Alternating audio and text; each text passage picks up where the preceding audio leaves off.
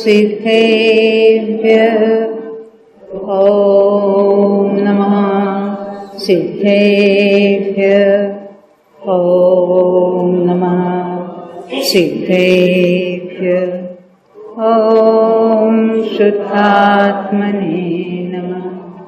नमो अरिहन्ताणं नमो सिद्धाणं नमो आय्याणं नमो वच्छायाणं नमो लोये सौवसाहुं सम्यक् दर्शन चरण गुण पाय कुकर्म कृपाय केवल ज्ञान उपाय प्रभु भये भजो शिवराय।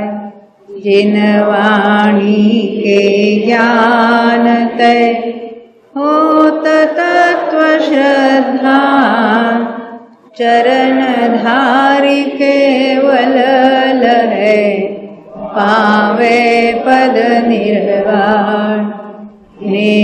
चंद आह्लाद कर माधव चंद प्रधान नमो जास उजास ते जाने निज गुण थान। लब्धि सार को पाय के करके क्षपणा सार हो है प्रवचन सार सो समय सार अभिकार। जिनेंद्र भगवान की वाणी में हमें चारों ही अनुयोगों का उपदेश प्राप्त हुआ है।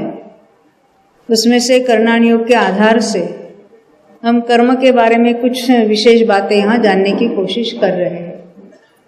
हमने देखा है जीव और कर्म अनादि से बंधी हुई अवस्था में ही पाए जाते हैं। किसी ने बाद में वो एक दूसरे के साथ मिले हो ऐसा नहीं हो सकता। एक बात जैसे उसके लिए उदाहरण देते हैं, सोना जो मिलता है खदान में किस फॉर्म में मिलता है? सुवर्ण पाषाण जिसको कहेंगे और कहते हैं ना उसके, तो बाद में उसको शुद्ध किया जाता है। क्यों शुद्ध किया जा सकता है? जो जुदा है उसका जुदा कर सकते हैं। तो जीव और कर्म जुदे है तो जुदे हो सकते हैं। आपको क्या पता वो जुदे हो सकते? आपको क्या पता? सिद्ध भगवान कर्म से रहित अवस्था में विराजमान है। कितने? 2-4 हुए होंगे ना अभी तक? हाँ, 2-4 सिद्ध हुए होंगे ना? कितने सिद्ध हुए अभी तक? अनंत अनंत। हर 6 महीने 8 समय में 608 जीव मोक्ष जाते ही जाते हैं। तो अनंत जीव आज तक सिद्ध हुए हैं। जो बात अनंत जीव कर सकते हैं, कर दिखाया जिन्होंने, हम आप क्यों नहीं कर सकते? हाँ, कर सकते हैं पर करना अच्छा नहीं लगता है और उसकी जरूरत भाषित नहीं होती। तो हम देखते हैं यहाँ क्यों ये कर्मों की बातें क्यों समझानी है, समझनी है कि वो हमसे जुदा कैसे है। और जीव जब अपने में अंतर में पुरुषार्थ करता है तो कौन से कर्मों में कहाँ कहाँ क्या क्या वेरिएशंस हो सकते हैं, उसकी बात यहाँ हम देखने जा रहे हैं। देखो, हमने बंध विच्छित्ति की बात देखी थी। विच्छित्ति का अर्थ क्या है? बंधना, रुक जाना, उसको कहेंगे विच्छित्ति। देखो, जब सम्य दर्शन होता है प्रथमोक्षम, उसके पहले एक प्रायोग्य लब्धि नाम का प्रोसेस होता है। सुना होगा ना आपने? तो उसमें भी क्या होता है, कितने ही प्रकृतियों का बंध रुकता है, पर उसको बंध विच्छित्ति नहीं कहते, बंधापसरण कहते।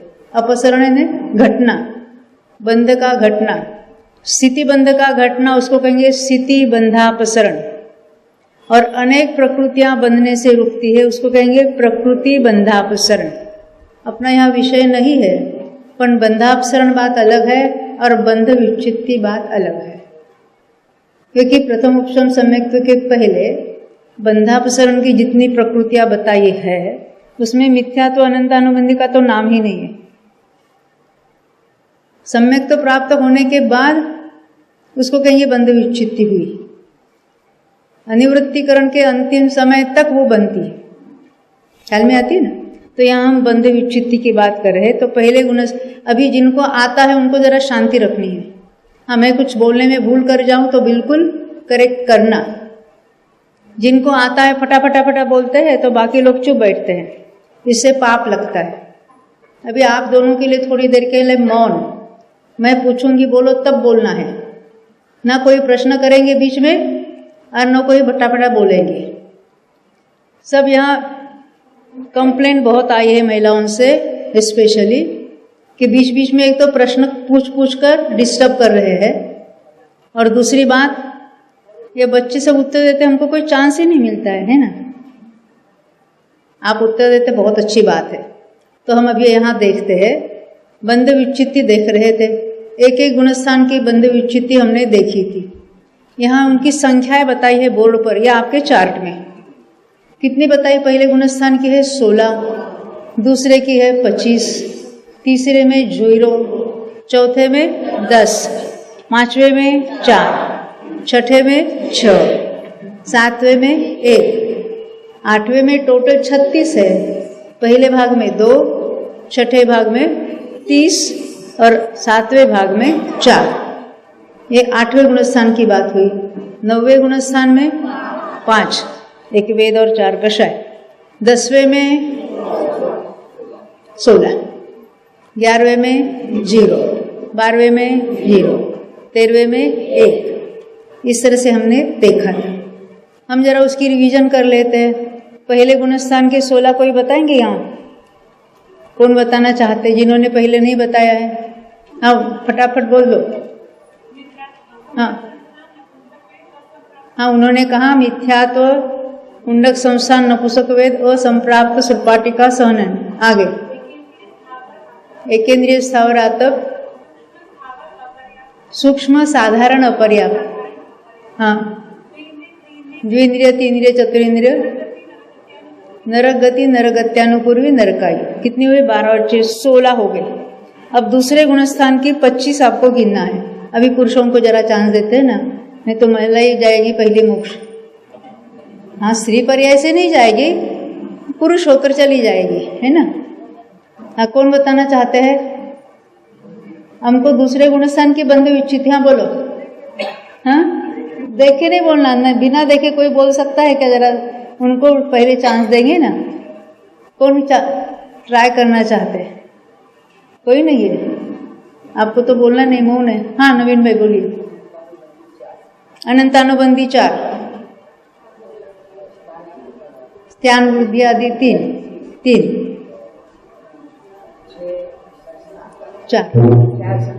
4 संस्थान बीच वाले कौन से? नेग्रोध, परिमंडल, स्वाति, कुब्जक, वामन। आगे बहुत अच्छा। वज्र नाराज, नाराज, अर्धनाराज, कीलित, तिरंज गति के 4, तिरंज गति, तिरंज गत्यानुपूर्वी, तिरंजाई और उद्योग। आगे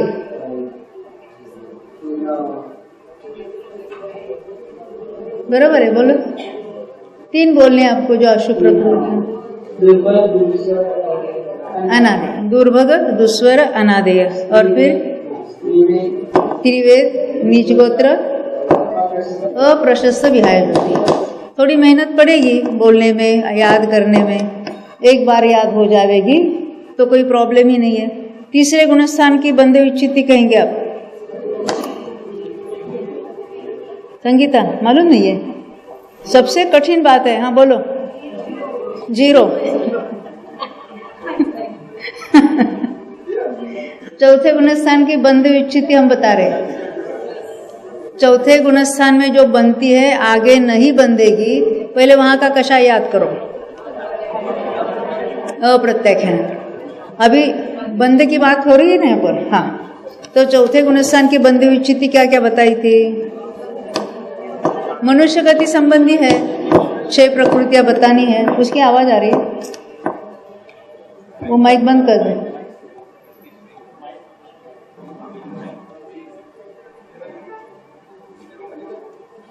कोई बात नहीं। हाँ, चौथे गुणस्थान की बंध विच्छित्ति, कितनी प्रकृतियां हमने याद की थी या ये लिखी थी? 10। उसमें से 4 तो कषाय हो गए। कौन सा कषाय? अप्रत्याख्यानावरण कषाय। उसके 4 हो गए ना, क्रोध, मान, माया, लोभ। अब मनुष्य गति संबंधी 6 बताने हैं आपको, तो कैसे कहेंगे? हाँ बोलिए। हाँ देखो, मनुष्य गति, मनुष्य गत्यानुकूली तो हो गए। हाँ, औदारिक शरीर, अंगोपांग, क्योंकि गति के साथ कौन सा शरीर है उतना तो हम सोच सकते हैं। हाँ, अभी मनुष्य है तो सहनन तो होगा वहां पर। कौन सा होगा? वज्र वृषभ नारा सहनन। और मनुष्य आयु, ये 4 और ये 6, 10 की विच्छित्ति चौथे गुणस्थान में होती है। 5वें गुणस्थान में क्या बन रहा है जो आगे नहीं बंधेगा? हाँ, प्रत्याख्यानावरण 4। अभी छठे गुणस्थान की मालूम है सब? हाँ, कहाँ से शुरुआत करना है? असाता वेदनीय, अयशस कीर्ति, फिर अस्थिर, अशुभ और अरति और शोक। ये क्या हो गई? आपको नहीं बोलना है, आपको शांति रखना है। थोड़े शांति रखेंगे तो लोगों को आराम लगेगा। तो ये हो गई छठे की। 7वें गुणस्थान की देवायु। 8वें गुणस्थान की कौन? धीर वीर बताएगा।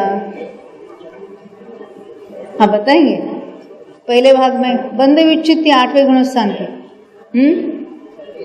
पहले भाग में कौन से हो जाएगी?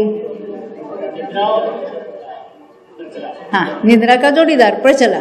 निद्रा और प्रचला के बंध विच्छित्ति। यहाँ तो अपनी बंध की बात चल रही, उदय की बात नहीं है। बाद में उदय सीखेंगे ना तो और कंफ्यूजन होने वाला है, चिंता मत करना। हाँ, हम भी करते घोटाला, आपको भी परमिशन है। तो 8वें गुणस्थान की टोटल कितनी है? 36। उसमें से पहले भाग में निद्रा और प्रचला की बंध विच्छित्ति हुई। बंध विच्छित्ति का अर्थ वहां तक उसका बंध हो रहा था, बाद में उसका बंधन नहीं होगा। अब छठे भाग में कौन सी है? 30 है टोटल।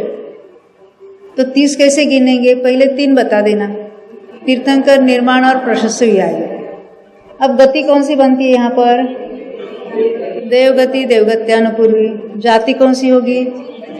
पंचेंद्री जाति। अब वहाँ शरीर कौन से लेना? नहीं, पहले तेजस कारमान कह दो। तेजस कारमान है, वैक्रिक अंगोपांग है, आहारक अंगोपांग भी है ना।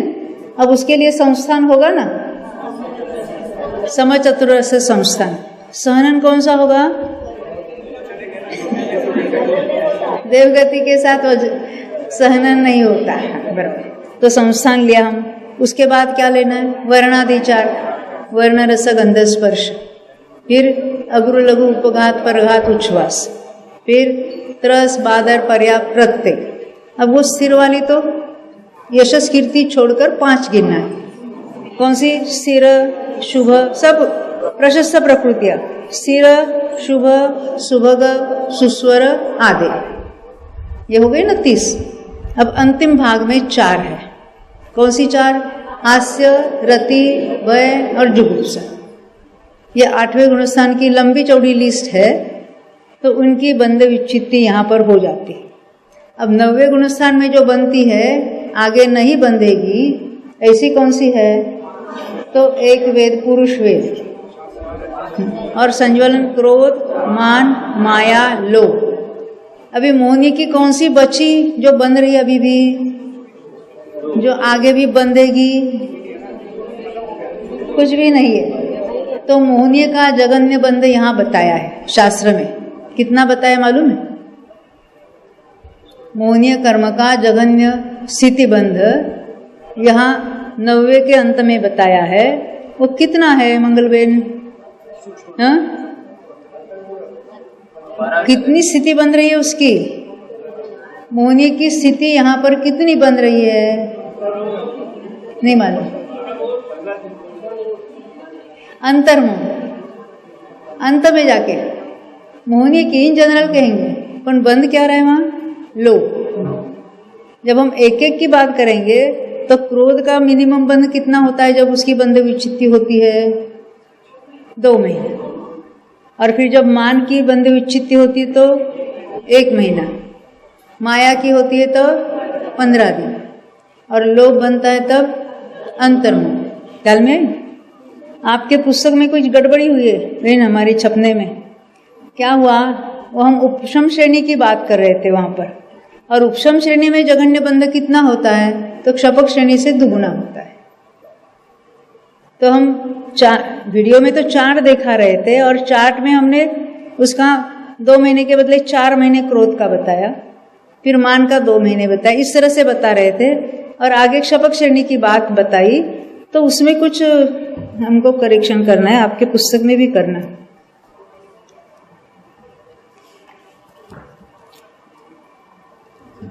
पेज नंबर है 1136 पेज, लब्धिसार क्षपणासार शिविर की जो पुस्तक है, सेकंड। हाँ, क्या है, जब प्रूफ रीडिंग करते तो बीच बीच में रिपीटेड मान हम निकाल देते, तो उपशम श्रेणी का शब्द डालना रह गया है और डायरेक्ट मिनिमम बंद की बात की है। तो जहाँ देखो पेज नंबर 1136 ऊपर से 16वीं लाइन, मैं भी देखती हूँ यहाँ पर 1100 कितना बताया ना, 36। अरे बात जा रहा है प्रश्न। हाँ, मिला सबको?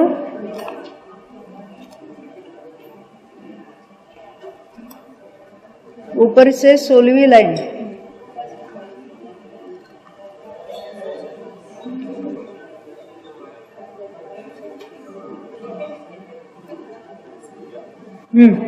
वहां लिखा ना, होता है 4 महीना। वहां क्या लिखा है, क्रोध का मिनिमम स्थितिबंध कितना होता है, तो 4 महीना। ये वहां तो चल रही थी उपशम श्रेणी की बात, दिखा रहे थे चार्ट उपशम श्रेणी का, वीडियो में आप देख सकते हैं। परंतु बाद में वो कुछ काट छाट हुई शब्दों की, तो क्रोध का मिनिमम बंध इतना ही रह गया, तो उसको आपको करना है 2 महीना। हाँ, मान का मिनिमम स्थिति बंध कितना होगा, 1 महीना, क्योंकि हम क्षपक श्रेणी की यहाँ बात कर रहे हैं। और माया का वो तो बराबर है, 15 दिन है। और लोभ का अंतर्मुख, 4 को 2 करना, 2 को 1 करना, स्थिति बंध। देखो मान का है 1 महीना, यहाँ उपशम श्रेणी की बात वहां हो रही थी, और चार्ट हम दिखा रहे थे वहां वो बराबर था, पर आगे का वाक्य उपशम श्रेणी और क्षपक श्रेणी का मिलकर कुछ गड़बड़ी हो गई, इसलिए ये करेक्शन करवाया है। ये रीना ने हमको करेक्शन बताया था। यहाँ आने के पहले 2 के 3 बार उसका लब्धिसार क्षपणासार के 60 लेक्चर सुनकर आई है, तो वो मुझे करेक्ट कर सकती है ना। देखो अभी हम आगे बढ़ते हैं। अभी आगे भी खोला है पुस्तक, तो 1252 पेज पर ऊपर से 6ठी लाइन, 2 ही भूले हैं। 1252 1252 इसी सेकंड पेज बुक में 1252, हाँ ऊपर से 6ठी लाइन। यहाँ केवली समुद्रात की बात चल रही है। वहां लिखा है दंड प्रतर कपाट लोकपूरण, यहाँ होना चाहिए दंड कपाट प्रतर लोकपूरण। उसको ऐसा ऐसा क्रॉस करो एरो से, कपाट को पहले ले लो, दंड को प्रतर को बाद में ले लो। अभी हम उदय की विच्छित्ति देखने वाले हैं। बंध की विच्छित्ति और उदय की विच्छित्ति में जरा गड़बड़ घोटाले बहुत होते हैं। जो उदय रूप है, कौन से गुणस्थान में उनका उदय रूपता है, उसकी चर्चा चलेगी, क्योंकि हमने सारे बंधे हुए पड़े हैं सत्ता में। हमने तो कल बात ये भी देखी थी, क्षपक की सत्ता में तो बहुत सारे कर्म पड़े हैं। जब तक उसकी क्षपना नहीं होती है, उद्वेलना से नष्ट नहीं होते हैं, तब प्रकृतियां सत्ता में पड़ी रहती है। ये उद्वेलना क्या बात होती है मालूम है किसी को? उद्वेलना का अर्थ क्या होता है? हाँ हाँ ना, उसको उद्वेलना नहीं कहते। हाँ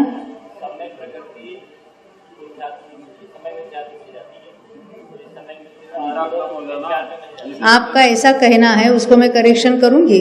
आप क्या कहते हो वो पहले बताती हूँ। सम्यक प्रकृति सम्यक मिथ्यात्व रूप होती है और सम्यक मिथ्यात्व सम्यक मिथ्यात्व रूप होती है।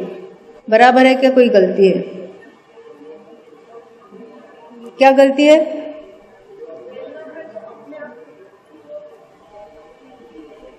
कौन सी किसमें टर्न होगी? उद्वेलना में सम्यक प्रकृति किस में जाएगी? पहले सम्यक मिथ्यात्व में जाएगी कि मिथ्यात्व में जाएगी? हाँ, बनने वाली में संक्रमण होता है हमेशा। सम्यक प्रकृति भी मिथ्यात्व में जाएगी डायरेक्ट, और सम्यक मिथ्यात्व भी मिथ्यात्व में चला जाएगा। जब हम मिथ्यात्व में से दो प्रकृतियां तैयार हुई थी, तब क्या हुआ था? मिथ्यात्व में से सम्यक मिथ्यात्व और कुछ परमाणु डायरेक्ट सम्यक प्रकृति हुई थी, क्योंकि पहले ही समय में दो प्रकृतियां तैयार हुई ना, नहीं तो दूसरे समय में सम्यक प्रकृति तैयार हुई मानना पड़ेगा। पहले ही समय में तीन प्रकृतियां तैयार हुई, उसका अर्थ कुछ परमाणु सम्यक मिथ्यात्व रूप हुए और कुछ डायरेक्ट सम्यक प्रकृति रूप हुए। उद्वेलना यानी उल्टा संक्रमण। ये कब होगा? मिथ्यात्व में आने पर। जो सम्यक दृष्टि है उसके मिथ्यात्व में से अन्य दो प्रकृतियां तैयार हुई। कौन सी? सम्यक मिथ्यात्व और सम्यक प्रकृति, जो अभी तक बंधी हुई तो नहीं है, वो सम्यक तो होने पर दो तैयार हुई। समझ? ऐसा जो जब तक सम्यक तो उसका बना रहे तो पोजीशन क्या होगी? पहले तो औपशमिक सम्यक तो में तीनों औपशमिक थी, उदय नहीं आ रहा था किसी का भी। एक अंतर्मूर्त में बात क्या होता है? उसका सम्यक तो अगर बना रहे तो सम्यक प्रकृति का उदय शुरू होता है, और अन्य दो एक समय के लिए सम्यक प्रकृति रूप होते होते उदय में आती रहती। ये एक शोषण सम्यक्त्व का स्वरूप है। अब ऐसा जो अगर मिथ्यात्व में चला जाता है तो क्या पोजीशन होगी? उसकी सत्ता में भी तीन प्रकृतियां है। कौन सी? मिथ्यात्व, सम्यक मिथ्यात्व और सम्यक प्रकृति। अब वहां जाने पर क्या होती है बात? अभी उदय कौन सी प्रकृति का? इसमें से तीन में से मिथ्यात्व गुणस्थान में तीन में से उदय किसका है? मिथ्यात्व प्रकृति का। अन्य दो प्रकृतियों का क्या होगा? एक समय में तो वो मिथ्यात्व रूप होती ही जाएगी, और इसे एक एक समय करते करते वो नष्ट कभी होगी? बहुत कुछ लंबा काल चलेगा। तो क्या होता है कि एक एक अंतर्मूर्त में एक बड़ा बड़ा कांडक है, बड़े बड़े जो पल्ले के असंख्यात विभाग प्रमाण निषेक है, वो मिथ्यात्व रूप से टर्न होते रहते हैं। उल्टा संक्रमण। क्यों? मिथ्यात्व के कारण। अभी पहले वो मिथ्यात्व में आया, तब सम्यक मिथ्यात्व यानी तीनों की स्थिति कितनी थी? कोई बताएगा? सम्यक तो छूटकर मिथ्यात्व में आया, तो ये तीन प्रकृतियां जो बनी थी उनकी स्थिति कितनी बात? अंतः कोड़ा कोड़ी सागर। अंतः यानी लेस देन, कोड़ा कोड़ी सागर। अंतर मुहूर्त किसको कहेंगे? अंतः यानी लेस देन मुहूर्त। मुहूर्त का अर्थ क्या है? 48 मिनट्स। जिसको आता है ना उसको रहा नहीं जाता है। तो 48 मिनट से लेस, एक समय कम, दो समय कम, नीचे आवली तक आओ, उसको क्या कहेंगे? अंतर मुहूर्त। अंतः मुहूर्त, अंतर मुहूर्त। अंतः कोड़ा कोड़ी सागर है, एक कोड़ा कोड़ी सागर से कम और करोड़ सागर से ऊपर, ऐसी संख्याओं को हम कहेंगे अंतः कोड़ा कोड़ी सागर। जब सम्यक्त्व प्राप्त किया तब सभी कर्मों की स्थिति आयु बिना, ज्ञानावरण दर्शन और सभी की स्थिति कितनी बनाई थी? अंतः कोड़ा कोड़ी सागर। वहां जो स्थिति कांड घात वगैरह जो कोई प्रोसेस हुआ था, तो जब मिथ्यात्व में से अन्य दो प्रकृतियां बनी, उनकी स्थिति कितनी होगी? जितने मिथ्यात्व के निषेक है उतने ही अन्य दो प्रकृतियों के निषेक तैयार होंगे, उनकी भी स्थिति मिथ्यात्व के स्थिति के बराबर होगी। अब ऐसा जो मिथ्यात्व में आया, तो आते ही पहले समय में मिथ्यात्व की और अन्य दो की स्थिति कितनी है? अंतः कोड़ा कोड़ी सागर। और मिथ्यात्व गुणस्थान में आते ही मिथ्यात्व का नया बंध शुरू होगा। अभी समय दृष्टि है, मिथ्यात्व में अभी भी आया है, संगी पंचेंद्रिय है, तो मिनिमम अंत कोड़ा कोड़ी सागर से मैक्सिमम 70 कोड़ा कोड़ी सागर तक का कुछ भी बंध हो सकता है। यानी मिथ्यात्व का तो बंध जितना है उसकी उतनी स्थिति बनेगी, और अन्य दो कैसी है? अंत कोड़ा कोड़ी सागर, उनकी तो स्थिति कुछ बढ़ने का सवाल नहीं है। अगर वो उदय रूप मिथ्यात्व में जाता है तो एक एक ही निषेध कम हो जाएगा, एक एक, पर उससे कुछ नहीं बढ़ने वाला। तो एट ए टाइम बहुत सारे निषेध मिथ्यात्व रूप से टर्न हो गए, उसको कहेंगे उद्वेलना। तो इतने अंत कोड़ा कोड़ी सागर जितने प्रमाण निषेध है उसमें से एट ए टाइम एक छोटे अंतर्मूर्त में पल्ले के असंख्यात भाग प्रमाण निषेध, जिसको हम कहेंगे उसका एक कांड टुकड़ा, वो एक अंतर्मूर्त में पहला लॉट दूसरा लॉट जिसको फाली कहते हैं, वो मिथ्यात्व रूप से टर्न होते हैं। जहाँ ये संक्रमण का ही प्रकार है उद्वेलना, ये उल्टा संक्रमण हम कह रहे हैं। तो उस संक्रमण में कहीं पर भी संक्रमण होता है, फॉरमोस्ट कंडीशन क्या है, कौन सी प्रकृति में संक्रमित होता है, बंधने वाले में, बंधने वाले में संक्रमण होता है, ये उसका रूल है। जैसे बंधने वाले के साथ उत्कर्षण होता है, ये रूल है, वैसे बंधने वाले के उसमें संक्रमण होता है। पर संक्रमण का एक रूल है, वो सजातीय प्रकृति में संक्रमण होता है।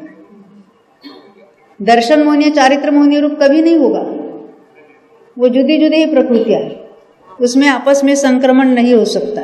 चारित्र मोहनी के जो है क्रोध मान माया लोभ नौ नकल, कोई भी एक दूसरे में संक्रमित होती ही रहती है, सारी एक दूसरे में भी। बाकी जो कषाय है वो कर्म एक दूसरे में संक्रमित, क्योंकि सभी का बंध हो रहा है, सभी एक दूसरे में संक्रमित होते रहे।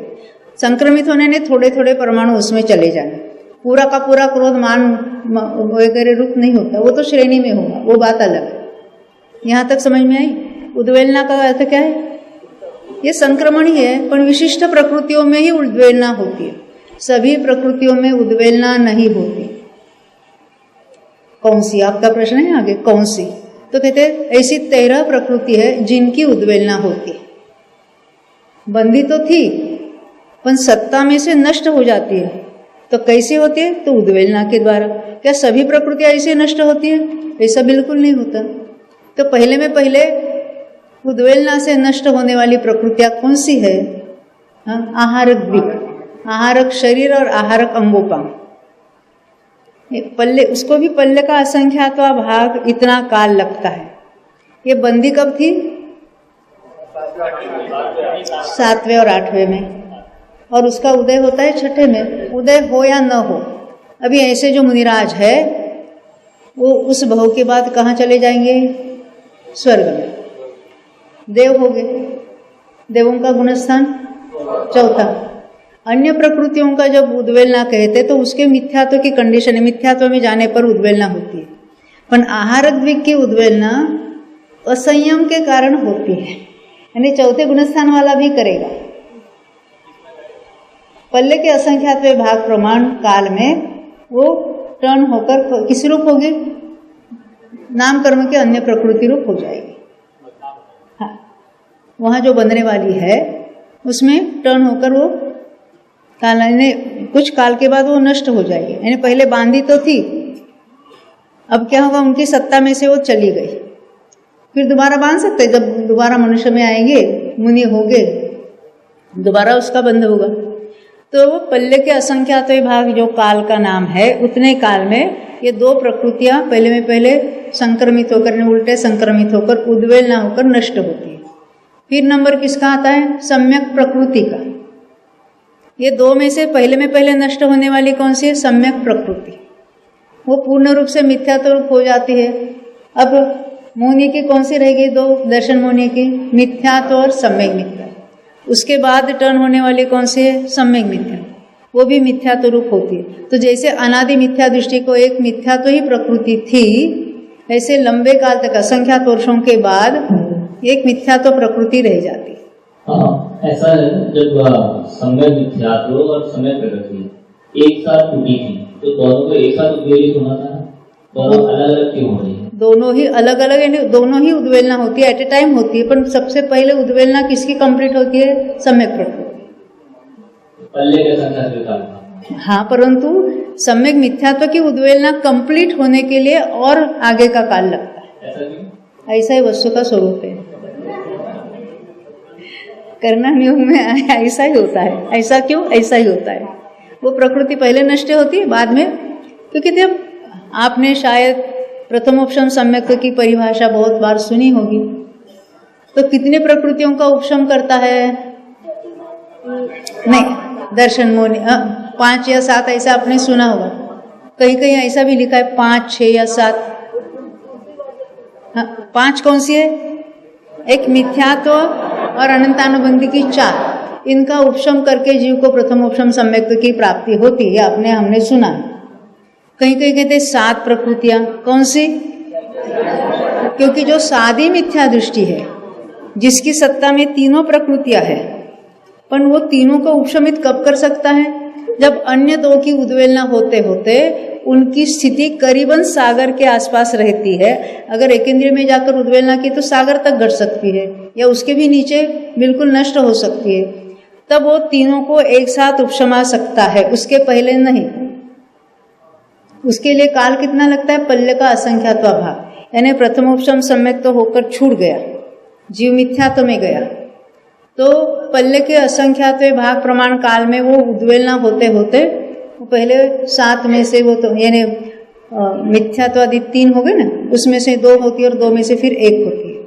तब तक उसको सम्यक तो होगा क्या? नहीं होगा? होगा। कौन सा होगा? क्षोभशम, जिसको वेदक सम्यक तो कहते हैं, और उतने काल को कहेंगे वेदक योग्य काल। क्या कहेंगे उसको? वेदक योग्य काल।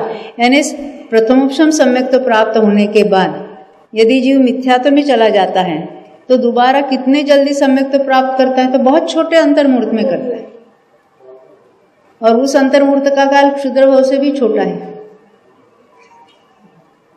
सुना है कभी?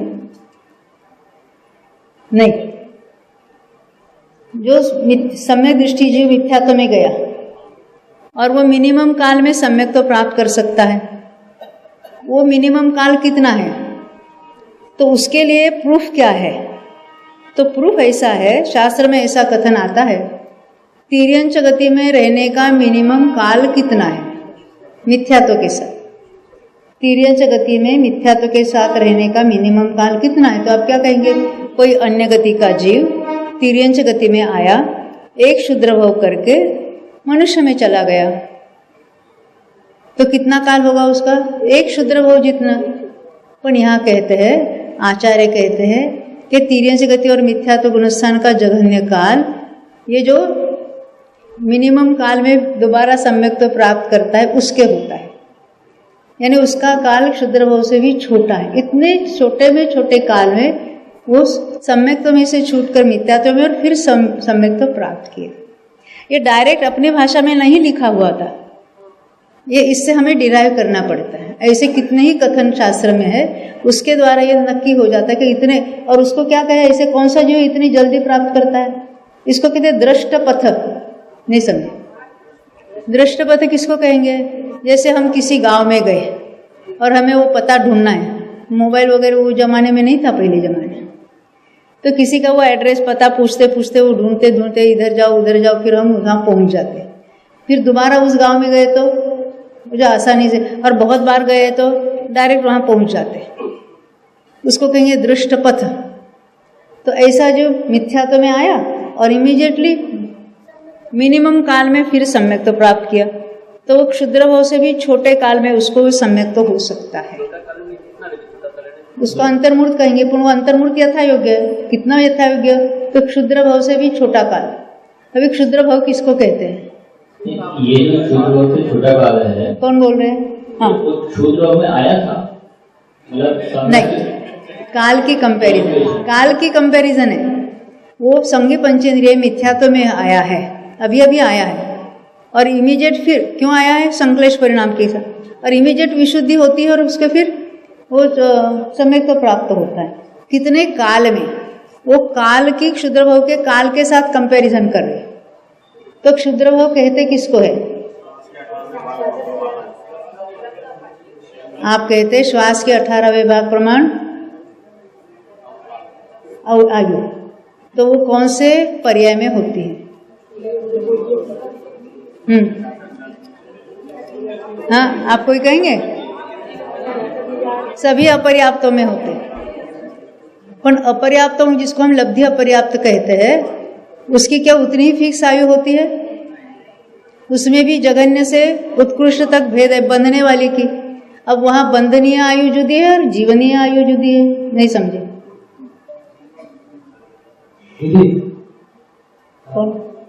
अगर वो जो जीव सम्यक दृष्टि मिथ्यात्व में गया था वापस सम्यक्त्व में आएगा तो परिणाम वगैरह जो है वो वापस करने की आवश्यकता नहीं है। देखो, जिसको दृष्टपद बार बार करता है तो उसको हो सकता है कि बिना करण के होगा, या करेगा तो दो ही करण करेगा। अनिवृत्तिकरण तभी होता है जब किसी कर्म की यानी उपशमना होती है, क्षय होता है। तीसरा अनिवृत्तिकरण परिणाम अदरवाइज नहीं होता। जहाँ ऐसे प्रथमोपशम द्वितीयोपशम के काल में दर्शन मोनियों में क्षायिक सम्यक्त होता है, तब उपशम श्रेणी में, शपक श्रेणी में तीनों करण होते हैं। जहाँ वेदक सम्यक्त होता है, मिथ्यात्व में से वेदक सम्यक्त के साथ कोई 7वें में जावे, 5वें में जाए, 4थे में जावे, 2 करण से जाता है। पर ऐसे भी जीव है कि अभी भी मिथ्यात्व में आया है और फिर संक्लेश थे वहाँ, और फिर उसने विशुद्धि होकर बिना करण से, बिना स्थिति घटाए सम्यक्त प्राप्त किया। ऐसा हो सकता है, सहज ही ऐसे ही। हाँ, बिना नहीं, वो उसके हो जाते हैं। क्या प्रश्न है? वेदक समय दृष्टि, देखो वेदक का अर्थ क्या है, हमने वेदन में बताया ना, ज्ञान और वेदन में क्या अंतर है हमने आपको बताया था। तो वेदक किसको कहेंगे? जिस प्रकृति का उदय है उसको वेदक कहेंगे।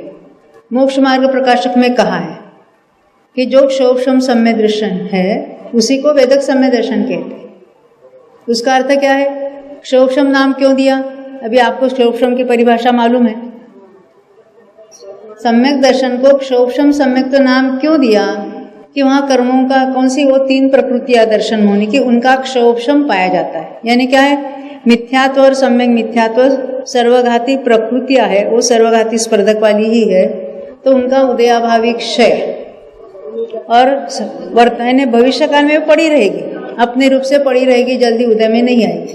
पर उदय किसका होगा? सम्यक प्रकृति का, जो देशघाती प्रकृति है, उसको कहेंगे सम्यक क्षोभशम सम्यक्त्व। उसी सम्यक्त्व का दूसरा नाम है वेदक सम्यक्त्व, क्योंकि वेदन किसका होता है? जिसका उदय है उसका वेदक कहने में आता है।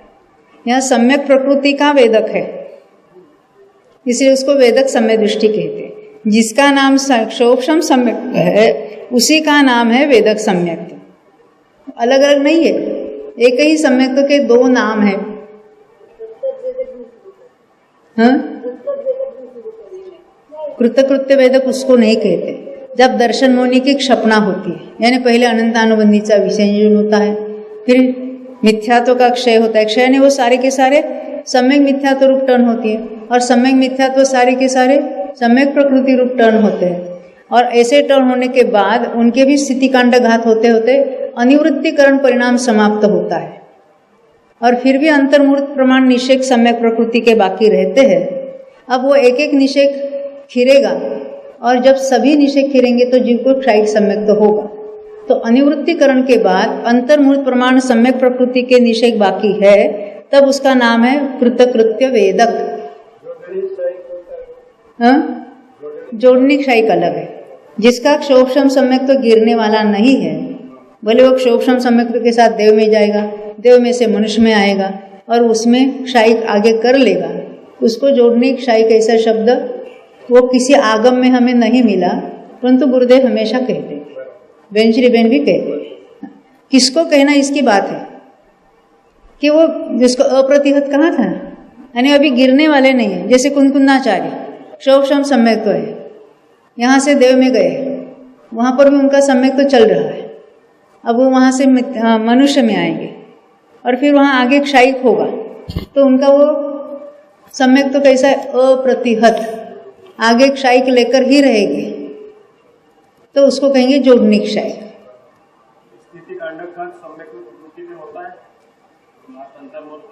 हाँ बिल्कुल होते, बहुत होते।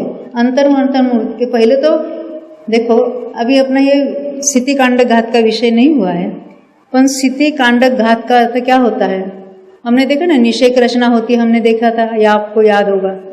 तो निषेक रचना में कांडक घात यानी क्या? बहुत बड़ा टुकड़ा एट ए टाइम उसका एक अंतर्मूर्त में, उसके परमाणु नीचे के निषेकों में आ मिलते, और ऊपर इतना जो पल्ले के असंख्यात विभाग प्रमाण जो कुछ निषेक थे, एक छोटे से अंतर्मूर्त में उतनी स्थिति घटकर वो नीचे के निषेकों में आ मिलते, उसको कहेंगे स्थिति कांडक घात।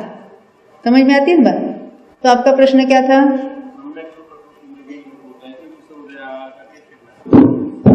देखो, पहले मिथ्या तो प्रकृति अन्य रूप हुई, कैसे? कांडकों में एक कांडक टर्न हुआ, दूसरा कांडक टर्न हुआ, इस तरह करे थे वो हो जाए। फिर सम्यक मिथ्या तो है, वो भी कांडकों में अन्य रूप हुई, यानी दोनों की स्थिति कितनी थी? पल्ले का असंख्यात्व अभाव। तो अंतिम कांडक किसका? सम्यक मिथ्यात्व का, वो सम्यक प्रकृति रूप टर्न हुआ, और सम्यक मिथ्यात्व का भी कांडक वो नीचे आ गया। अभी स्थिति कितनी बाकी रही? 8 वर्ष।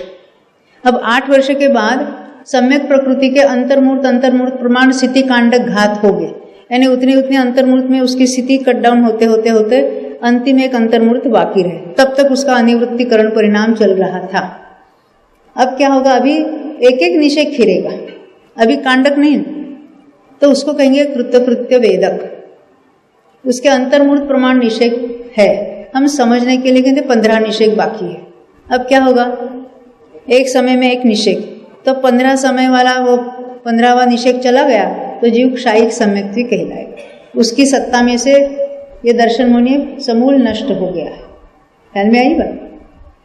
ये सारे जो प्रोसेस है ना, स्थिति कांडघात कैसे होता है, क्या होता है, किसको कहना, उसकी बातें थोड़ी हमको देखनी है, क्योंकि जब क्षपणा होती है या अन्य भी जो कोई बातें होती है, प्रथम उपशम सम्यक तो होता है, तो कैसे होता है, उसमें प्रोसेसेस कैसे होते हैं, उसको समझने के लिए पहले हमें उसके कुछ टर्मिनोलॉजी मालूम होनी चाहिए।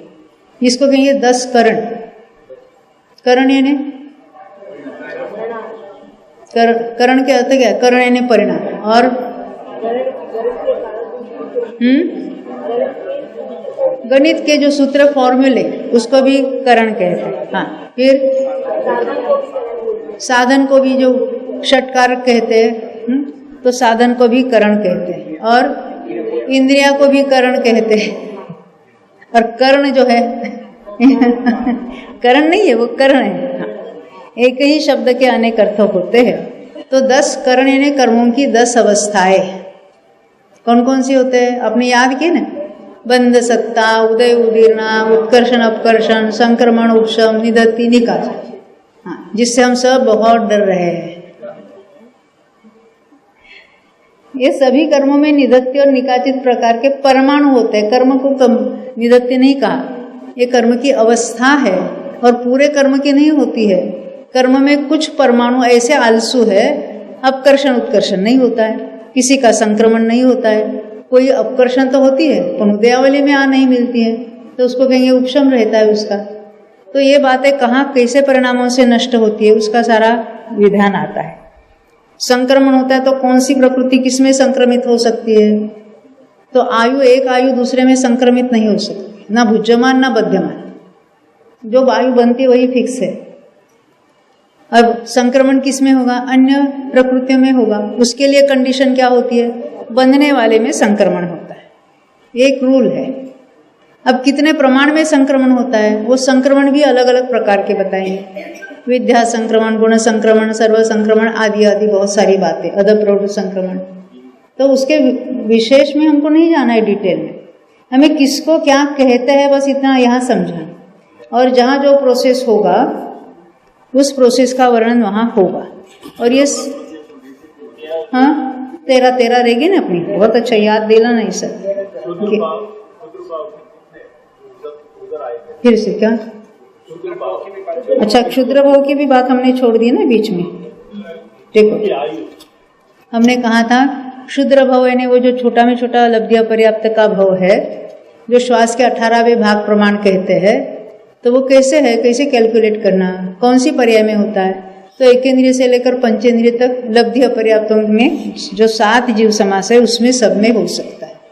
तो उसके बंदी हुई मिनिमम आयु, क्योंकि क्षुद्र भाव की जो लब्ध्य पर्याप्त संबंधी जो आयु है उसकी भी रेंज है तो अंतर्मूल मिनिमम से लेकर मैक्सिमम तक जो आयु है वो कहेंगे यथायोग्य अंतर्मूल। पर एक क्षुद्र भाव वाली जो अंतर्मूर्त का प्रमाण है, जो मिनिमम आयु कहते हैं लब्ध्य पर्याप्त की, वो कैसे होती है? तो बंधने वाली जो जगन्य आयु है उससे कम बंधन नहीं होता, पर ये हो सकता है कि उसके जीवित रहने का काल उससे कम है। ये हम किस में घटित कर रहे हैं? लब्धि अपर्याप्त में, जो सूक्ष्म भी हो सकते हैं। यानी क्या है, अभी समझाने के लिए मैं कुछ फिगर्स बताऊंगी आपको कि क्षुद्र भव की मिनिमम आयु मान लेते हैं 100 समय की, हम कहने के लिए होती तो अंतर्मूर्ति ही है, और फिर मैक्सिमम 100 से लेकर मान लेते ना 500 या 1000 कुछ भी समझो, तो बंधी हुई मिनिमम आयु कितनी देखी हमने? 100 समय वाली। परंतु अभी हमको जीवनीय मिनिमम आयु देखनी है, डिराइव करनी है। वो कैसे पॉसिबल है? तो किसी ने 150 या 200 समयों की आयु बांधी और फिर उसका कदलीघात किया और वो 100 से भी कम हुआ, मान लेते ना 75 हुआ, 50 हुआ, जो कुछ है, तो उसको कहेंगे क्षुद्र भव ग्रहण। वो मिनिमम पॉसिबल आयु, बंध के द्वारा इतनी मिनिमम आयु नहीं हो सकती। जो थोड़ी सी ज्यादा मिनिमम आयु का भी कदलीघात नहीं होता। जो हमने 100 समय देखा था, वो 100 समय घटकर 75 या 50 नहीं हो गई, पर ज्यादा बंदी थी 150 200, वो कट होकर 100 से भी कम होती है। तो जो मिनिमम है ऐसा ही वस्तु स्वरूप है। हाँ?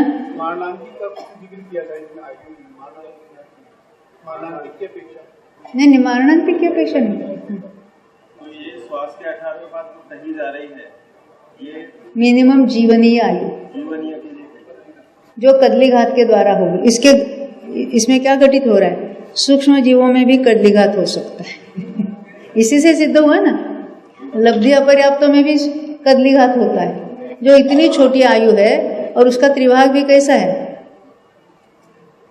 लब्धि अपर्याप्त, एक भी पर्याप्ति पूरी होने वाली नहीं है, तो उसकी जितनी आयु है उसमें से भी वो त्रिभाग करके उसमें बंद होगा, तो उसमें भी ये सूक्ष्म जीवों में कदलीघात कैसे संभव है? किसी से बाधित ही नहीं होती। वही तो प्रश्न है ना। हमको ऐसे समझते थे, मैं भी ऐसे समझती थी कि हम ऐसे ताली बजाएंगे तो सूक्ष्म जीव क्या है? Through and through. हमने हाथ ऐसा किया तो सूक्ष्म जीव रहे हमारे हाथ में, से थ्रू एंड थ्रू चले गए ना। वो ऐसे बहते तो नहीं है, परंतु वो वहां के वहां रहे, हमने ऐसा हाथ किया, क्योंकि उसका इतना सूक्ष्म परिणाम है। तो उसका कदलीघात कैसे संभव है? हमसे नहीं संभव, वो उसके अपने योग्यता से हो सकता है, क्योंकि वो हवा से नहीं है, सब बहते नहीं है, पानी से बहते नहीं है, गलते नहीं है, अग्नि से जलते नहीं है, तो उसका कदलीघात कैसे संभव है ऐसे हमें लगता है। अभी उसमें कोई यथा योग्य जो होता होगा केवल गम्य, उसके कारण हम तो नहीं बता सकते। वो होते होगी उनमें भी कोई बीमारी है क्यों? वो तो आपके पास आएंगे नहीं दवा लेने के लिए। दूसरे तीसरे नरक के क्षयोपम सम्यक दृष्टियों को स्वयं छायक हो जाता है। तीर्थंकर प्रकृति बांधने वाले को, अन्य को नहीं। हाँ ठीक है, लेकिन यहाँ मनुष्यों को बिना केवल शुद्ध केवल के पादमूल के नहीं होता। तो कारण क्या है? वही उनकी तीर्थंकर प्रकृति की सत्ता है, तो इसलिए तो क्या करेगी जीव के उसमें? जो क्षयोपम से छायक ले रहा है उसके लिए क्या करेगी?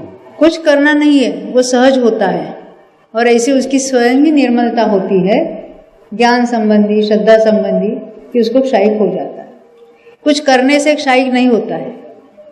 तीर्थंकर के पादमूल में तो तीर्थंकर कोई ऐसी जादू की कांडी वेंडी, जैसे गुरुदेव के पास एक थी चमत्कारिक लकड़ी, मालूम है आपको, जो चोरी भी हो गई थी। लोगों को लगता है ये चमत्कार करते हैं कुछ, क्योंकि जो गुरुदेव के पास जाता था वहीं पर चौंट के रह जाता था। तो वहां कोई मैग्नेट लगाया हुआ था, क्या था, क्यों? जहां जीव को समझ में आता है कि यही सच्ची बात है, यही मुझे कल्याणकारी है, और स्वयं अभ्यास से वो उसमें आगे बढ़ता है, तो हम कहेंगे उस महापुरुष के कारण हमें ये प्राप्त हुआ। तो महापुरुष ने कोई जो पार्शलिटी की ना, किसी को दे दिया ज्यादा और किसी को कम दिया, वहां जाने वाला अपनी योग्यता से ग्रहण करेगा। ऐसे ही तीर्थंकर के पादमूल में कितने जीव होते हैं वहां पर समोसरण में, कोई बताएगा? समोसरण में तीर्थंकर के पादमूल में कितने जीव है वहां विद्यमान? असंख्यात। देव ही असंख्यात है। तिर्यंच यानी पंचेंद्रिय तिर्यंच मनुष्य तो संख्यात हो गए वहां पर। तो केवल मनुष्यों को ही सम्यक क्षायिक क्यों होता है, तिर्यंचों के क्यों नहीं होता? यानी शुरुआत नहीं होती ना, तिर्यंचों में क्षायिक सम्यक तो पाया जाता है। कैसे पाया जाएगा? जिस मनुष्य ने, मिथ्या दृष्टि मनुष्य ने, भोग भूमि की आयु कौन मानता है? अभी सुबह बात हुई थी, जिस मिथ्या दृष्टि मनुष्य ने तिर्यंच आयु या मनुष्य आयु बांधे, अभी तिर्यंच आयु की बात करेंगे। तो कब बांधेगा? मिथ्या तो अवस्था में, बाद में उसको सम्यक तो हुआ है। बद्धायु के सम्यक तो होने में कोई हर्जा नहीं, चारों गति, चारों संबंधी, आयु संबंधी बंध किया है, उसको सम्यक तो होने में कोई बाधा रुकावट नहीं है। अब क्या हुआ? क्षोभशम सम्यक तो हुआ, तो अभी जाएगा ना सम्यक, क्षोभशम सम्यक के साथ तिर्यंच में नहीं जा सकता। कंडीशन क्या है? क्षायिक लेकर ही वहां जा सकता है। तो क्षायिक के साथ तिर्यंच हुआ, कहाँ कहाँ? भोग भूमि का। ऐसे भोग भूमि में क्षायिक समय दृष्टि तिर्यंच कितने हैं?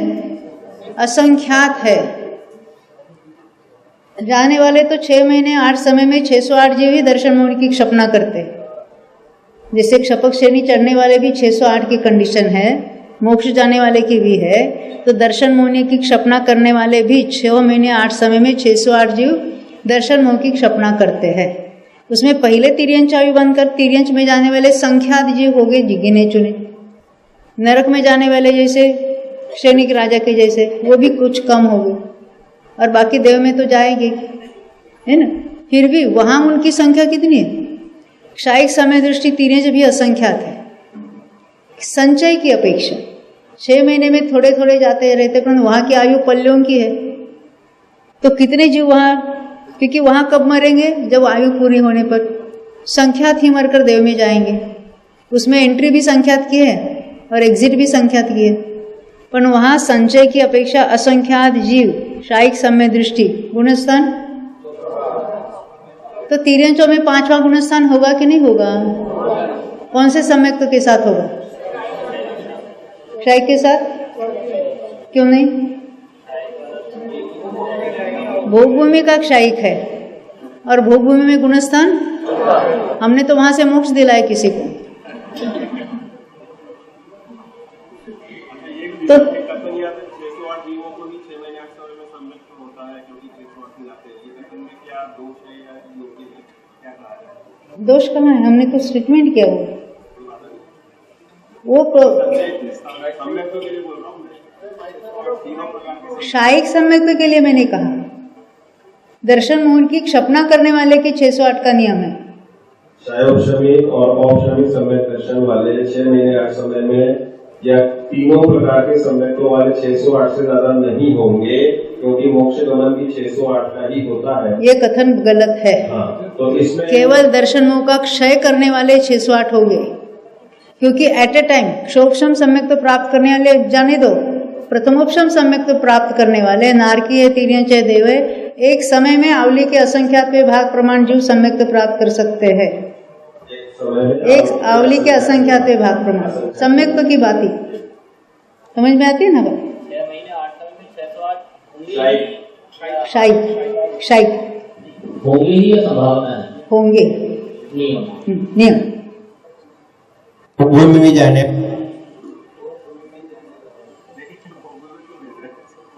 आप बोलिए, अब कुछ आवाज है? हाँ,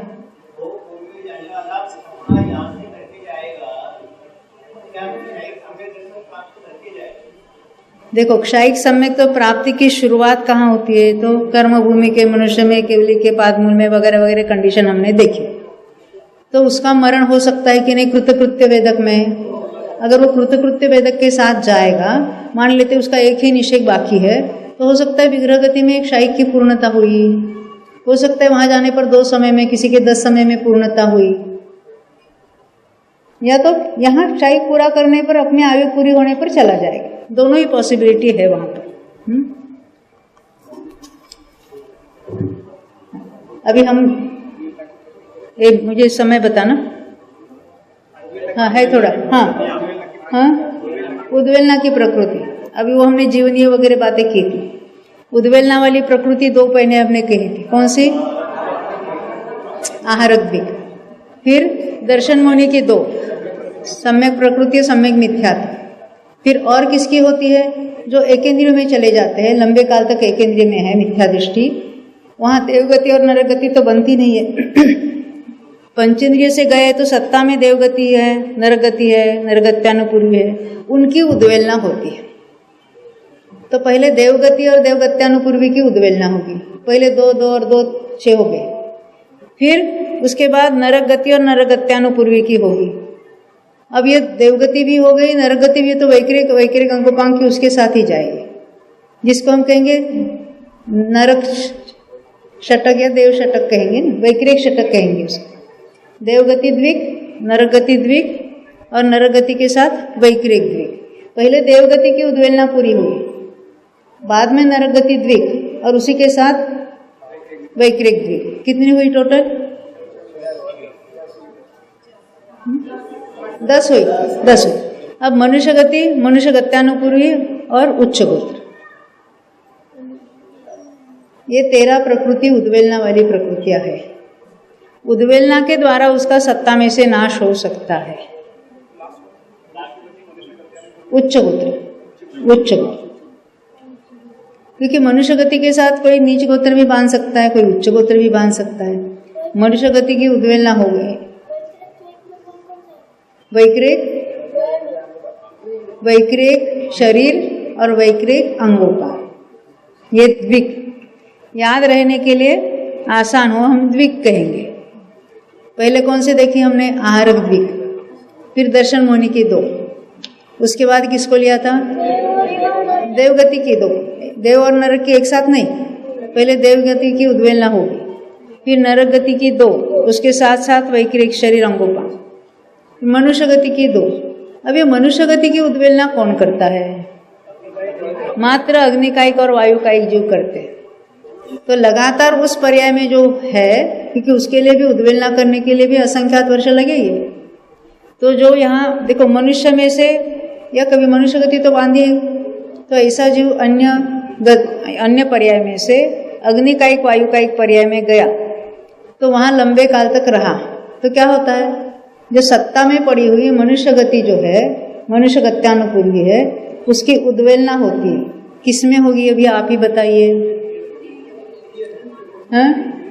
तिर्यंच गति में, यानी अग्निकायिक और वायुकायिक में। अन्य जीवों में विशुद्धि हो सकती है ना, जैसे जिस विशुद्धि में निगोध है या पृथ्वी कायिक है वगैरह मनुष्य गति बांध रहे, अत्यंत विशुद्धि उनके योग्य, उतनी विशुद्धि के साथ अग्निकायिक को भी उतनी विशुद्धि हो सकती है। और उतनी विशुद्धि में वो कौन सी गति बांध रहे? तिर्यंच गति।